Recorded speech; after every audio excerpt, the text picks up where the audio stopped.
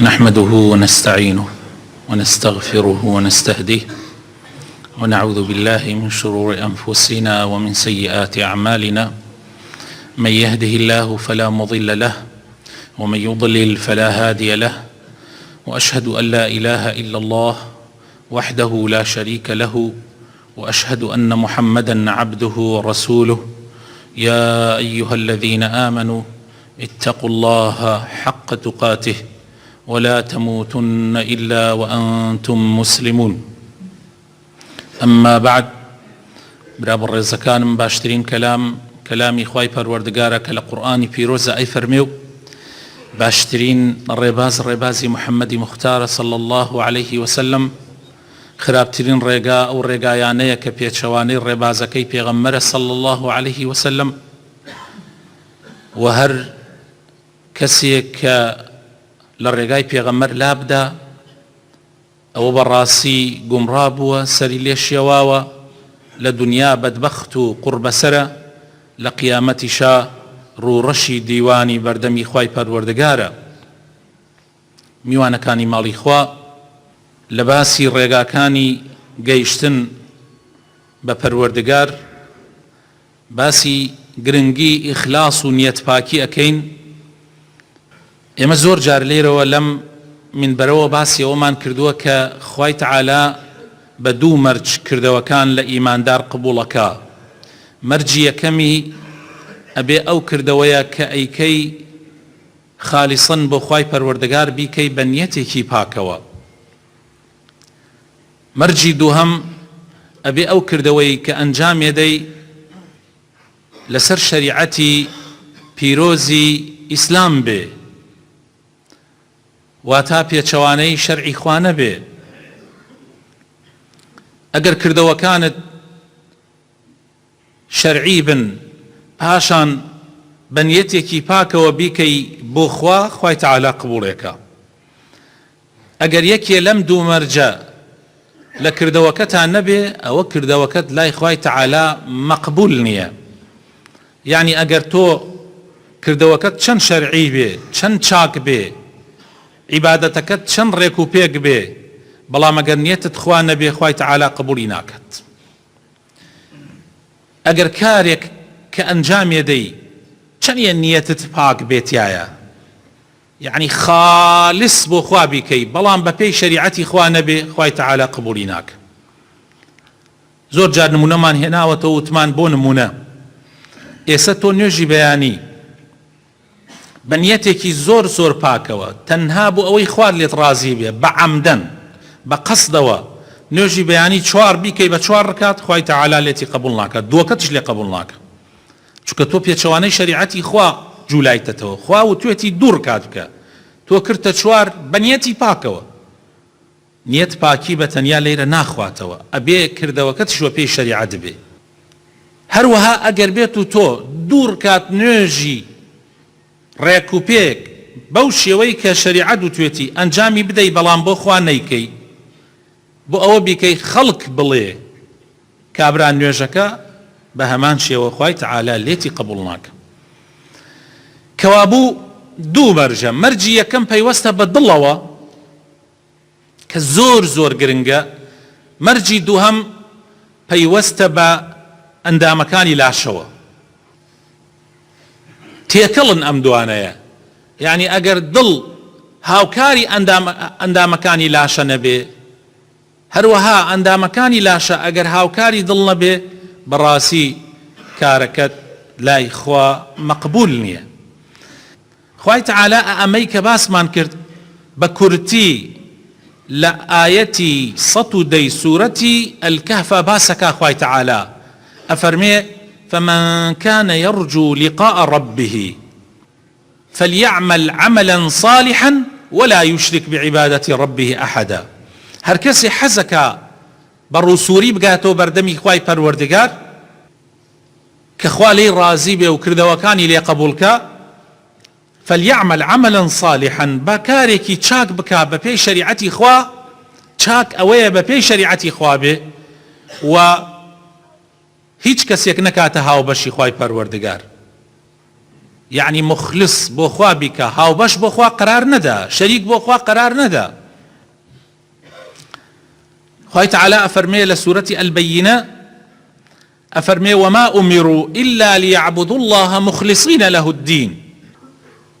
هەموو ئومەتەکانی پێش ئێمە ئەمریان پێ نەکرابوو ئیلا بەوە نەبێ کە پەرستنی خوا بە جوانی ئەنجام بدەن، یعنی خوا بپەرستن بە جوانی و هاوبەشی بۆ بڕیار نەدەن، بە مخلصی ئەنجامی بدەن ئەو خوا پەرستیە. ئیخلاس و نیەتپاکی شتێکە لە ناو دڵایە بەڕێزان. ئیخلاس ئەوەیە کە تصفية القلب عن الشك والشرك، پاکردنەوەی دڵ لە گومان و لە هاوبەش بڕیاردان. هەر کاتێ ئینسان دڵی پاک بوویەوە هیچ گومانی تیان نەما و هیچ شەریکی بۆ خوا قرار نەدا، ئەو کاتە کردەوەکانیشی کردەوەیەکی چاکە بێ، ئەندامەکانی لاشەی بە جوانی کارەکان ئەنجام بدەن. رسول الله أفرمي صلى الله عليه وسلم لو حديثي كنعماني كري بشير أي جريته حديثك صحيحة لبخاري ولمسلم شاهاتوا. أفرمي رسول الله صلى الله عليه وسلم حديثك طبعا دريجة كرتي أخيري، أفرمي ألا وإن في الجسد مضغة، لا شيء إنسانا بارچە گۆشتێک هەیە إذا صلحت أجر ساغ بيت صلح الجسد كله، هەموو لاشە چاکە بێ، هەموو ئەندامەکانی لاشە چاکە بێ. بەڵام إذا فسدت ئەگەر ئەو پارچە گۆشتە خراپ بوو فسد الجسد كله، هەموو لاشە خراپە بێ. ألا وهي القلب، پێغەمبەر فەرمووی صلى الله عليه وسلم بزانن کەوا ئەوە دڵە. أبو هريرة صحابي بيغمر أفرمي صلى الله عليه وسلم أفرمي القلب ملك والأعضاء جنوده، فإذا طاب الملك طابت جنوده، وإذا خبث الملك خبثت جنوده. أفرمي ضل باشايا ئەندامەکانی تری ئینسان سەربازەکانیەتی، ئەگەر مەلیک چاک بێ و پاشا چاک بێ سەربازەکانی چاک دەرەچن، ئەی ئەگەر پاشا خراپ بێ سەربازەکانیشی خراپە بن، کەوا بوو دڵ پاشای جەستەی ئینسانە. ئەبێ ئینسان ئاگای لە خۆی بێ لە ڕۆژی قیامەتیشا جیاکردنەوەکان بە دڵە. لە ڕۆژی قیامەتە ئەهلی بەهەشت لە ئەهلی جەهەنەم خوا پەنامان بدات جیا ئەکرێتەوە بە دڵ. يوم لا ينفع مال ولا بنون إلا من أتى الله بقلب سليم. للروج قيامته الروجك بخوا بارە سوودی نییە، والله مناڵ و ڕۆڵە سوودیان نییە ئللا بۆ کەسێک کە دڵی ساغ بێ، دڵی سەلیم بێ. دڵساغی و دڵپاکی و دڵ سەلامەت بەوە نییە کە کابرا نوێژ ناکە، عیبادەت ناکە، کاتێ پێی ئەڵێ بۆ نوێژ ناکەی ئەڵێ کوڕە دڵ حەساوە، واللهی ڕاست ناکات. واللهی ئەگەر دڵی ڕێک و پێک بێ ئەو کەسە نوێژەکە، واللهی ئەگەر دڵی ساغ و سەلیم بێ تاعەتی خوا ئەکا، ئەو کەسە ڕاست ناکات، ئاگای لە خۆی نییە. خۆشەویستەکانم، زاناکانمان وتویانە دڵ سێ جۆرە، لە منی وەربگرن بە جوانی. دڵ سێ جۆرە، یعنی سێ جۆر دڵمان هەیە. جۆری یەکەمی تاریکی باڵی کێشاوە بەسەریا، ڕووناکی تیان نەماوە، شەیتان بە کاملی زاڵ بۆتە سەریا، نوقتەی سپی تیان نەماوە، هەمووی ڕەش بووتەوە. ئەوە جۆرێک لە دڵەکانە. جۆری دووهەم ڕووناکی ئیمانی تایە، بەڵام تاریکی هەوا و هەوەس و ئارەزوەکانیشی لەگەڵا تێکەڵە. بۆیە شەیتان جارجار ململانی ئەکا لە ناو ئەو دڵەیە. جار وا هەیە ئیمان زاڵ ئەبێ بەسەر شەیتانە، جاروا هەیە شەیتان زاڵە بێ بەسەر ئیمانە. بەڵام ئەو کەسە لە ئەخیرە ئەگەر خوا بیکات و یارمەتی بدا ئیمان زاڵ ببێ بەسەر شەیتانە، ئەوە ئیباتەوە. ئەگەر ئەوەکەی تریش بێ خوا پەنامان بدا. دڵی ئەخیریش خۆشەویستەکانم، دڵی جۆری سێیەم لە دڵ بریتیە لەو دڵەی کە نوری ئیمان ڕووناکی کردوێتەوە، تاریکی کوفر و بێباوەڕی لەناو ئەو دڵە نەماوە. دڵێکە شەیطان ناتوانێت زاڵ ببێ بەسەریا، دڵێکە شەیطان ناتوانێت زاڵ ببێ بەسەریا، بەڵکو شەیطان سوڵتانی نییە بەسەر ئەو دڵە بە هیچ شێوەیەک. ئەوەش دڵی پێغەمبەرەکانە، دڵی سدیقین و ڕاستگۆیانە، دڵی شەهیدانە، دڵی پیاو چاکانە. ئیتر کابرا ئەڵێ دڵ حەساوە، ڕاستەکات دڵ حەساوە، بەڵام دڵیە کردەوەی لەگەڵا بێ. بەڵام ئەو لەوێ کاتی ئەڵێ دڵ حەساوە، مەبەستی ئەوە نییە کە دڵیە کردەوەی لەگەڵا بێ، ئەو مەبەستی ئەوەیە کە من نوێژ ناکەم دڵم پاکە. واللهی پاک نییە، واللهی پاک نییە. ئەو دڵە پاکە لەگەڵ خوایە کە ئەوامرەکانی خوا جێبەجێەکە، دوور ئەگرێ لە قەدەغە کراوەکانی خوای پەروەردگار. ئەو دڵە دڵێکی پاکە. داواکارم لە خوای پەروەردگار بۆ خاتن ناوە جوانەکانی خۆی ڕەحمان پێ بکە، هیدایەتمان بدە، نوری ئیمان بخاتە دڵەکانمانەوە، بەشی شەیطان لە دڵمان دەرکە. یا ڕەبی خوایە ئیسلاحمان بکەی، هیدایەتمان بدەی، دامەزراومان بکەی لەسەر دیندارێتی. ئەنەسی کوڕی مالک ئەیگەڕێتەوە ئەفەرمێ پێغەمبەری خوا صلی الله عليه وسلم زۆر جار ئەم دوعایە ئەکرد، ئەیفەرموو یا مقلب القلوب ثبت قلبي على دينك.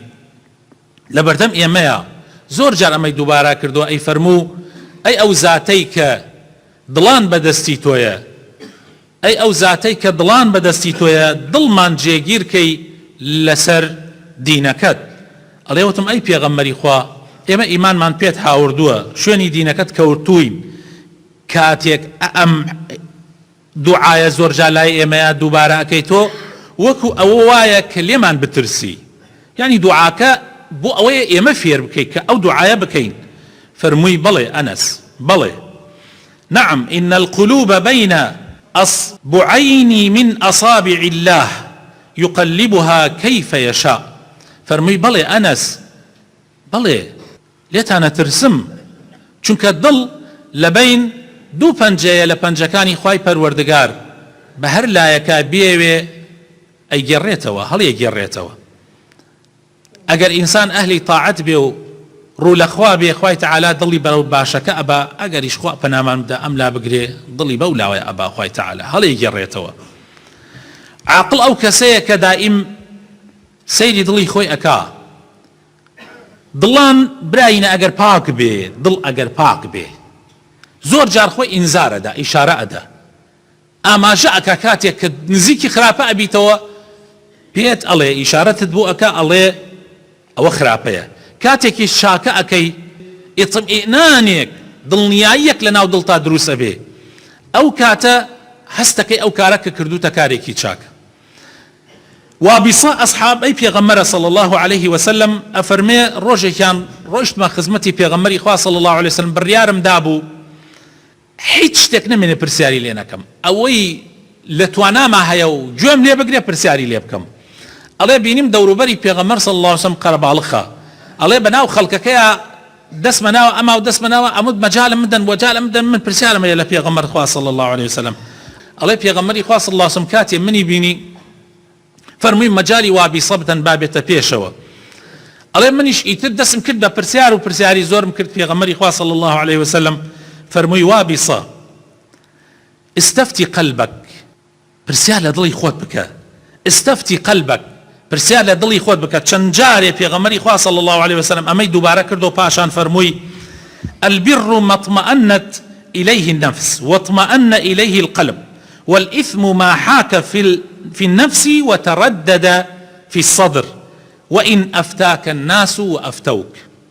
فەرمووی چاکە بۆ ئەوەی بزانی میزانێکت پێ بێت ترازوویەکت پێ بێت لە بینی چاکە و خراپە ئەمە بۆ کەسی ئیماندار بۆ کەسێ هێشتان دڵەکەی ڕەشۆ نەبووتەوە چونکە دڵی ئەگەر ڕەش بۆیەوە خراپ و چاکە لێت یەکەڵە بێ من باسی دڵی ئێوە ئەەکەم کە هێشتان دڵتان ئیمانی تایە ئەمە میزانێکی زۆر چاکە بۆ ئێمەی مسلمان پێغەمبەر فەرمووی صلی الله عليه وسلم فەرمووی چاکە ئەوەیە کە دڵت پێی ئیسراحەتەکە دەروونت پێی مرتاحە بێ دڵنیا ئەبی بەڵام خراپە ئەوەیە کە دڵە خورپەتە لە گومانای حەز ناکەی کەس بەو کارت بزانێ یعنی دڵەکە کارەکە و کوچۆن بەی کارێک نییە ڕووی ناو جەماعەتی هەبێ هەر کاتێ وابوو ئەوە بزانە ئەوە مەیلان وە خراپەیە ئیتر دڵی خۆت باشترین ترازووە بۆ ئەوی بزانی خراپە چییە و چاکە چییە ئەمە معنای ئەوە نییە تۆ پرسیار لە عالم و لە عولەما نەکەی معنای ئەوە نییە چونکە جاری وا هەیە دڵەکەت غەڵەت فێڵت لێەکە بۆیە زۆر ضرورە ئینسان لە شتێکە کە شارەزایی نەبێ پرسیار لە عولەما بکە بەڵام دڵی خۆشت باشترین ترازووە باشترین ترازووە جاری وا هەیە تۆ تەلاقێکت خواردووە خۆت ئەزانی تەلاقەکەت چۆن خواردووە دوای ئەڕۆیتە لای ئەم مەلاکە ڕۆیتە لای ئەو مەلاکە هەندێ معلومات وەرەگری ئەزانی ئەگەر بەو شێوەی کە خۆت خواردوتە ئەگەر بەو شێوە باسیکەی ئەوە تەلاقەکەت کەوتووە بەڵام ئەگەر بەو شێوە باسی نەکەیت و فێڵێکی یەک تۆزێک فێڵێکی تیا بکەی وشەکەت تۆزێ بگۆڕی تەلاقەکەت نەکەوتەوە بۆیە ئەڕۆیتە لای مامۆسایەکە ئەڕۆیتە لیژنەی فتوایە ئەڕۆیتە لای کەسێک بەو شێوە ئەیڵێی کە یەک کەلیمە یەک وشە تۆزێ لارەکەیتەوە بۆ ئەوەی ژنەکەت لەدەست دەرنەچێ بەڵام لەو لاوە نازانی ئیمانەکەت لەدەست دەرنەچێ ئەوە مەوزوعەکەیە جا بۆیە دڵ جاری وا هەیە ئاماژە ئەکا دڵ ئاماژە ئەکا ئیمامی حەسەنی بەسری فەرمودەیەکی جوانی هەیە و کۆتایی بە وتارەکەمان ئەهێنین ئەفەرمێ تفقدوا الحلاوة في 3 أشياء ئەفەرمێ شیرینی ئیمان بەدوایە بگەڕێن بەدوای شیرینی ئیمانە بگەڕێن لە 3 شتا لە نوێژە لە زیکرە لە قورئان خوێندنە ئەگەر شیرینی ئیمانتان لەمانە دۆزیەوە ئەوە معنای وایە ئیمانتان سەلامەتە دڵتان هێشتا سەلامەتە بەڵام خوا پەناماندا ئەگەر لەزەتت لە نوێژ نەبینی ئەگەر لەزەتت لە دوعا و زیکر نەبینی ئەگەر لەزەتت لە قورئان خوێندن نەبینی ئەوە بزانە دەرگاکان داخراوە ئەفەرمێ وئیلا فاعلموا أن الباب مغلق ئەوە بزانە دڵت دەرگاکەی داخستووە لە ئیمان بۆیە محاسبەی خۆت بکە زوو فریا بکەوە چونکە دەرگا داخرات دوایی ئیمانەکەت لە ناو دڵا نامێنێ دوایی دڵت ڕەش ئەبێتەوە بۆیە فریای خۆت بکەوە